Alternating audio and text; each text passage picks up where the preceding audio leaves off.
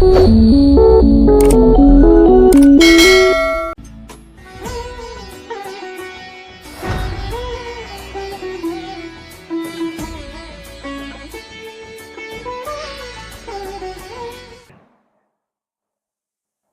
प्रणाम। सहारनीय परिवार के मेरे प्यारे कर्तव्योगी साथियों और सहारा से जुड़े समस्त निवेश कर्तागण का एक बार फिर से यथार्थ पर हार्दिक अभिनंदन, स्वागत है। जैसा कि आपने वीडियो के टाइटल में देखा या पढ़ा, उसके हिसाब से आपको कुछ चीज़ें हमको बताना है, क्योंकि सोशल मीडिया पर बहुत ही ज़ोर शोर से इस बात को उठाया जा रहा है कि सहारा के ऑफिस से भुगतान होना चाहिए। और इन सारी चीज़ों को हमने भी 1, 2, 3 वीडियो में बोला है कि सहारा का भुगतान निवेशकों का वो सहारा के ऑफिस से ही संभव है और वहीं से होना चाहिए। लेकिन हमारे कुछ बुद्धिजीवी इस मामले को लेकर अपनी अलग राय रख रहे हैं कि सहारा का भुगतान कभी भी सहारा ऑफिस से नहीं हो सकता।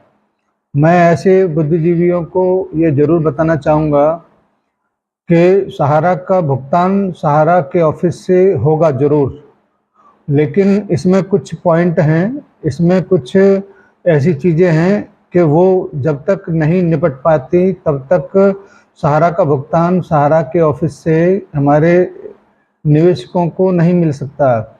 सबसे बड़ा पॉइंट ये है कि सुप्रीम कोर्ट के आदेश के तहत जब तक 10,000 करोड़ रुपए के समथिंग का जो भी बैलेंस है, 10,000 नहीं, 8,000 भी हो सकता है, 7,000 भी हो सकता है, 9,000 भी हो सकता है, सुप्रीम कोर्ट का आदेश जब तक पूरा नहीं होगा तब तक कोई हालात ऐसे नहीं बनेंगे कि सहारा का भुगतान सहारा के ऑफिस से हो।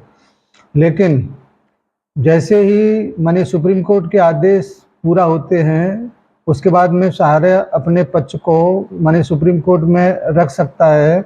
उसके बिहाफ पर सहारा को जो भी फंड की ज़रूरत है उसके हिसाब से वो उसको मैनेज कर सकता है। उसके बाद में जब फंड की व्यवस्था हो गई, कार्यालय पर मुख्यालय के द्वारा फंड का ट्रांसफ़र होगा, तब ही सहारा ऑफिस से भुगतान की संभावनाएं बनेंगी। दूसरा, 5,000 करोड़ रुपए का भुगतान जब तक पोर्टल पर है तब तक भी सहारा का भुगतान सहारा के ऑफिस से नहीं हो सकता। और इसके लिए आवश्यकता यह है कि पहले 10,000 रुपये था, अब मुझे ये लगता है कि 31 दिसंबर से पहले 50,000 हुआ है भुगतान, तो उससे पहले भी कुछ और एक्स्ट्रा बढ़ाया जा सकता है, क्योंकि 31 दिसंबर तक ही इस पोर्टल की मान्यता है। और जैसे ही सुप्रीम कोर्ट इसको आगे बढ़ाने की परमिशन देता है तभी ये आगे बढ़ेगा, अन्यथा 31 दिसंबर तक ही इसका मान्यता है। उससे पहले अगर सुप्रीम कोर्ट में सहारा 10,000 करोड़ के समथिंग का या जो भी बैलेंस है उसको अगर पूरा कर देता है तो फिर और सारी चीज़ें बदलेंगी कि पोर्टल पर केवल रजिस्ट्रेशन हो, बाकी का भुगतान सीआरसी की देखरेख में या सरकार की देखरेख में सहारा के कार्यालय से हो। क्योंकि सरकार को ये अच्छी तरह से अब पता चल चुका है कि पोर्टल से तो समस्त भुगतान सहारा का नहीं हो सकता, तो कुछ न कुछ व्यवस्थाएं ऐसी जरूर होंगी जिससे सहारा के कार्यालय से भुगतान होने की संभावनाएं बढ़ें। लेकिन ये सब कुछ माने सुप्रीम कोर्ट के उस आदेश के ऊपर डिपेंड करता है जो सहारा को पूरा करना है। उसके बारे में तमाम ऐसे हमारे बुद्धिजीवी और भी यूट्यूब पर चाहे वो किसी अन्य माध्यम से अपनी बातों को रखते हैं, तो थोड़ा सा प्रॉब्लम होता है, थोड़ा सा समस्या खड़ा होता है कि आखिर वो क्यों सहारा के ऊपर, क्यों सहारा के पीछे बंद कराने के लिए हाथ धो के पड़े हुए हैं। क्योंकि ऐसे बहुत सारे साथी हैं जो हमारे डिपॉजिटरों के पैसे को जमा ही नहीं किए, तो फिर वो पेमेंट सीआरसी से या कहीं और से कैसे करा सकते हैं। इसीलिए वो चाहते हैं कि सहारा का कार्यालय बंद हो, सहारा के दरवाजे बंद हों तो हमारा जान छूटे। मगर ऐसा होगा नहीं। सहारा का ऑफिस जरूर खुलेगा, सहारा के माध्यम से पेमेंट जरूर होंगे। अगर ऐसा नहीं होता, सहारा का कार्यालय से भुगतान नहीं होता, तो वर्तमान में भी हमारे सिस्टम पर सहारा का वो जो सॉफ्टवेयर जिससे भुगतान की डिमांड किया करते हैं, आज भी करंट डेट में चल रहा है।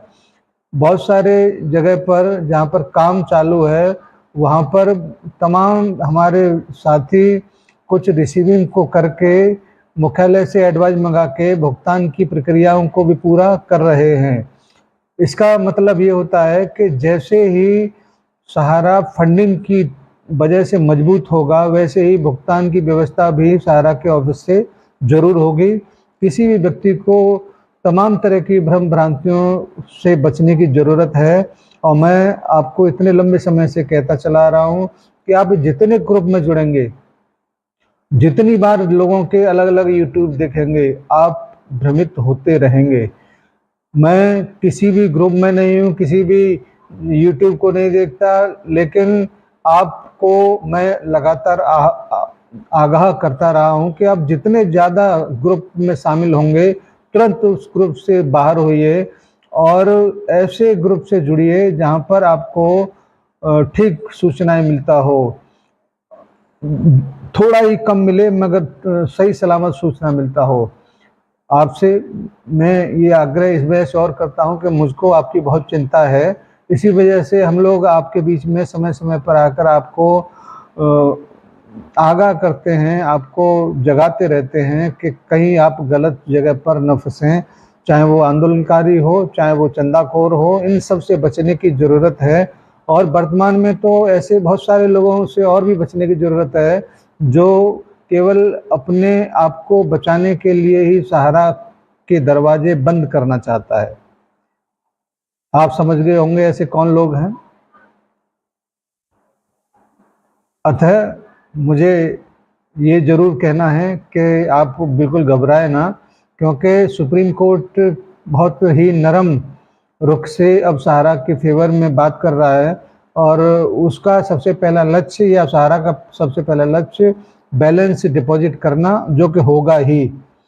इसके बारे में भी मैंने कई बार आप लोगों से कहा है कि वर्सोवा के बारे में कई महीने पहले आपको सूचनाएं मिला होगा, उसके कुछ न कुछ उसमें जरूर समझौता हुआ है। इसी वजह से इसके ऊपर ही ज़्यादा जोर दिया गया था सुप्रीम कोर्ट की सुनवाई में।